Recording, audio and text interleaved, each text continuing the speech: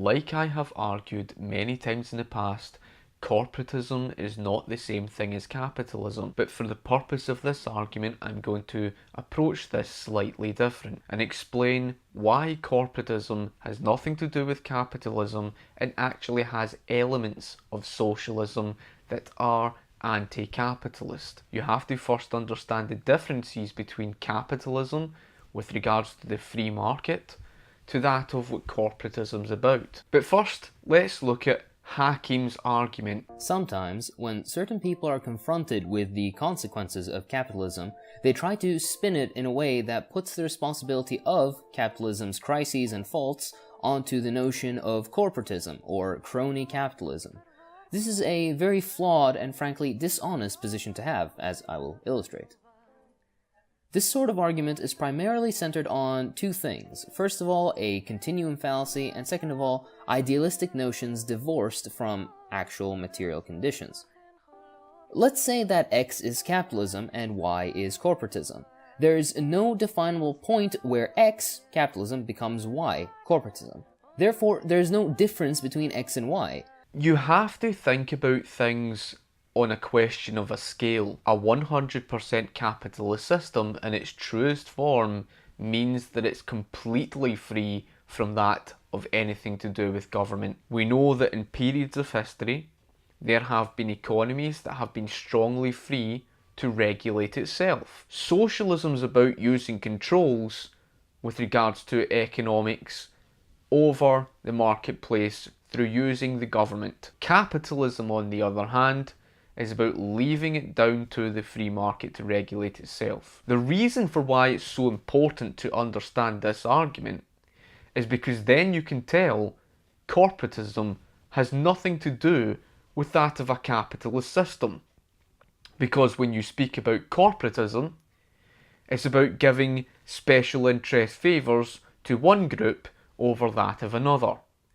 And it is done through using the government. Like I mentioned before, and again, you can check out my video on corporatism that I clearly explain about it. Corporatism is a system that uses strong government regulation to stifle the marketplace, to stamp out competition. Whenever you see deregulation and the call for deregulation, it's going against the very corporatist system.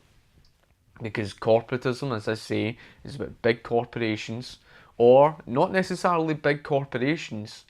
I would say a certain group of, businesses that may seek to use special interest favours over that of others. The element of government regulation in itself is socialist. Now, there's two different types of entrepreneurs, and they're not the same thing. You have market entrepreneurs and political entrepreneurs. Now, the difference between the two of these is the fact that market entrepreneurs are people who live by the free market system. That of a political entrepreneur, however, is someone who does seek the special interest favours and lobbies government to act in their behalf. A good example of that would be Edward Collins, who was in competition with Cornelius Vanderbilt. And this was a man who lobbied Congress for state subsidies. And yes, the state subsidies are in fact socialist. So to give you an example of a political entrepreneur, let's look at an example of what we saw in the late 19th century. In Thomas J. DiLorenzo's book, How Capitalism Saved America and the Antitrust Myths, he touches upon and quotes by saying, many less competitive businesses supported the Sherman Act because they wanted the government to break up their more efficient, lower-priced competitors. Again, I mentioned all of this within a video that I touched upon in the past relative to this chapter. So be sure to check out that video and you'll see the argument that I made for why there were not monopolies with these giant corporations in the late 19th century. So as Thomas J. DiLorenzo goes on to say, historian Sanford Gordon surveyed public attitudes towards the trust prior to the 1890 Sherman Act and concluded that special interest groups did indeed lobby for the law out of their own self-interest, Gordon wrote. Perhaps the most violent reaction against industrial combinations of any single interest group came from the farmers. They singled out the jute bagging and alleged binder twine trust and sent petitions to both their state legislators and to Congress demanding some relief. Cotton was suggested as a good substitute for jute to cover their cotton bales. In Georgia, Mississippi and Tennessee, the farmers' alliances passed resolutions condemning the jute bagging trust and recommended the use of cotton cloth. So cotton farmers were upset that jute rather than cotton was being used to cover cotton bales for shipping. So this prime example is what we call a political entrepreneur. The political entrepreneur sees that the giant corporations are outdoing them in competition. They know that these giant corporations are providing cheaper service and benefiting consumers. They know that these giant corporations are simply better than them, they're more efficient than them, and they can't compete against them. So what do? They lobby Congress in favour of special interest favours to gain a competitive advantage over them. And that's why they lobbied for the antitrust laws. They're not acting in the interests of the capitalist system. Instead, they're using socialist government regulation to lay foothold on the marketplace to give something that would benefit them over that of their competitors. Perhaps a fine example of this to show you that socialists opposed the free market system and why it has such a socialist element with corporatism, a fine example of this would be the company Uber.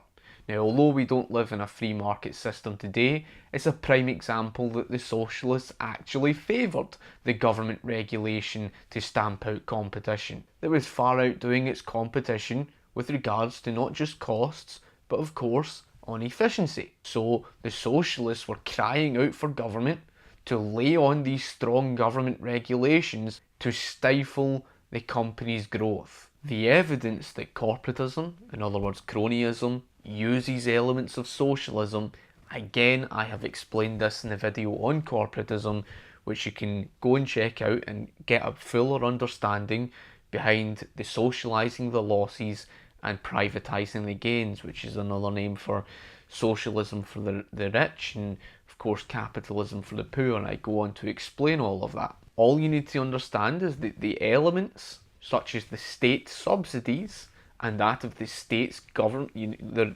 state regulation over the marketplace that allows these corporations or businesses or those who were at a competitive disadvantage, for example the farmers, when they lobby the government for these special interest favours, they use the socialist government regulation to stifle the competition.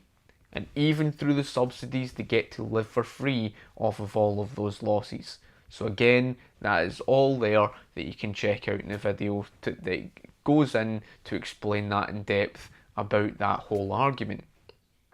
So all you really need to understand is that corporatism is the opposite of capitalism.